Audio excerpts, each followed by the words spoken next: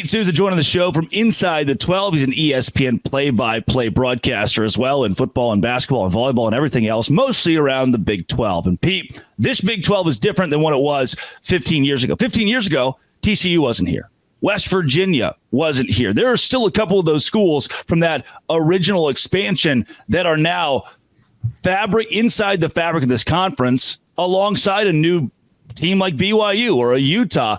Has this league, through expansion, which so many people find a headache, created an ideal conference? As much as we hate expansion, does this league, where you have Big Ten, Rutgers, Washington, give you 16 teams that make sense? Well, I can tell you I'm old enough that I was recruited to play football for Don Nehlen in West Virginia when they were in the Big East.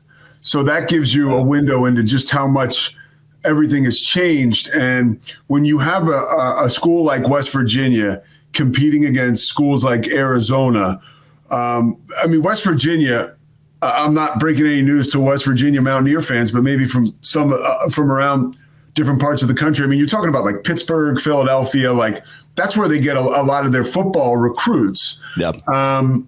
And now you're talking about playing a team all the way out, in Tucson, Arizona, who gets their recruits from, Southern California, Texas. You get the idea. All of this brought together makes for such an interesting mishmash. And honestly, Drake, it's beautiful for the conference from a financial situation when you think about how this conference can sustain being an elite conference in the Wild West now of conference realignment. And you got to tip your cap to Brett Yormark. I mean, he's got, I think they're in every time zone except for, a time zone I'm not smart enough to remember. But it's like the weird Arizona thing where Arizona wants to be West Coast or something. Yeah. I still can't figure it out, dude. I've actually missed a flight coming back from Arizona after a hoops game last year because I was like, wait, what?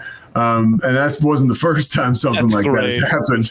But you have all these different markets covered and you have all these different regions of the country covered.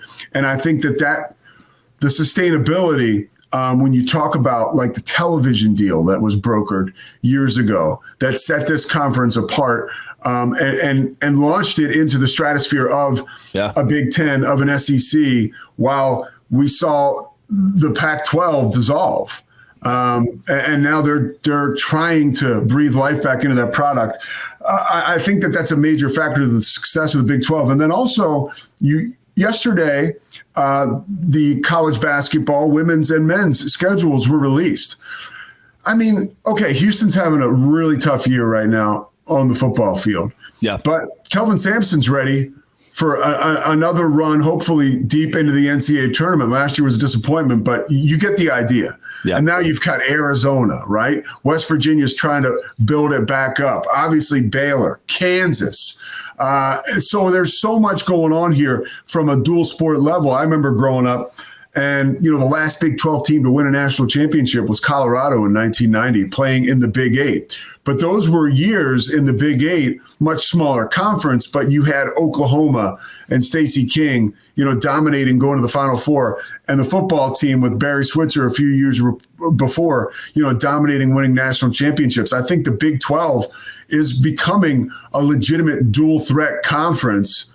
I mean, look at TCU. They were just in the national championship a few years ago. Jamie Dixon, obviously last year, and the year before, a couple of early tournament exits, but there's potential for this conference to be lethal on two fields. I'm like the SEC football, of course, no doubt about it. Basketball, we'll see this year. And the Big 12, I think it's going to be like, no, we're not going to see.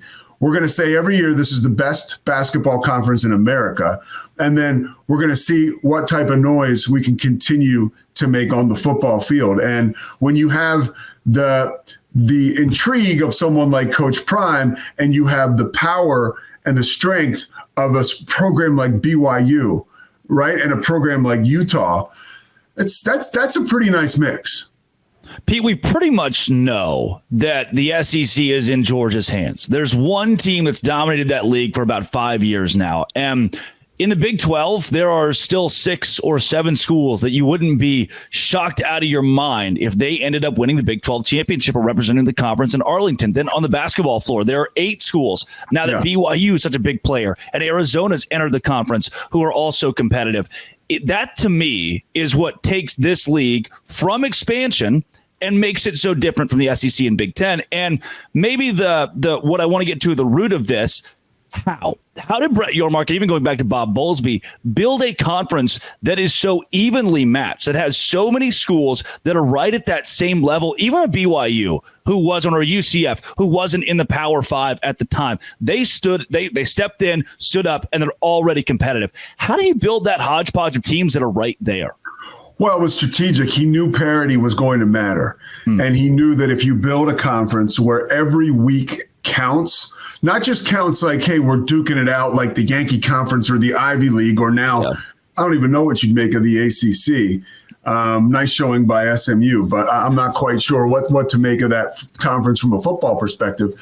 Every week matters in the Big 12 because, like you mentioned, we're talking about hopefully, and now it's almost like basketball terms, like a 2-bid conference, when we get to the postseason. So every week matters as far as competing for a championship. Not every week matters as far as who's going to talk crap in the offseason between 2 in-state rivals. So I think that is the idea, and that's how you draw fans, right? I mean, you talk about the Big 12 and the addition again 2 years ago of a school like BYU, that fan base, Kalani Sitake, what it's like to play out there at night at Lavelle Edwards Stadium. I mean, we saw what happened to Avery Johnson last week. It's terrifying.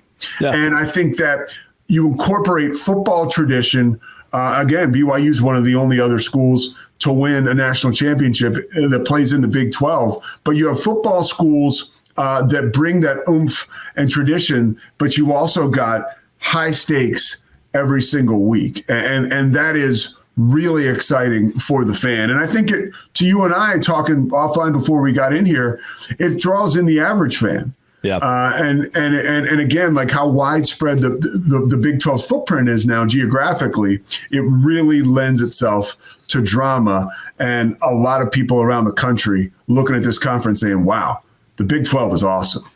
Well, your casual football fan wants to see Georgia, Ohio State every weekend. They want to see that college game day matchup, and that's probably it. That's why primetime exists. For the Big 12, the fact that now BYU and Utah is a hyper-competitive football game, that's going to draw more eyeballs than it has ever before. At least that's the goal of the conference, and I think they're hitting that as we speak. Coming up, let's talk this weekend's slate, including BYU and Utah, who both have big games. This is Locked On Big 12, part of the Locked On Podcast Network. It's your team every day.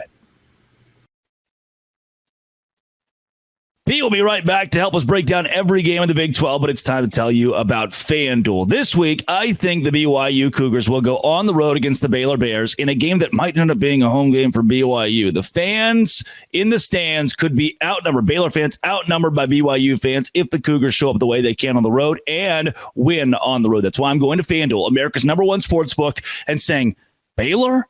-2.5. Baylor's favored by 2.5. Give me BYU this week because of that defense that is so good against a Baylor offense that hasn't proven it yet. You'll get started with $200 in bonus bets guaranteed when you place your first $5 bet. Right now, it's FanDuel.com. And your first $5 bet, you get $200 in bonus bets at FanDuel.com. Visit America's #1 sportsbook. Do it today.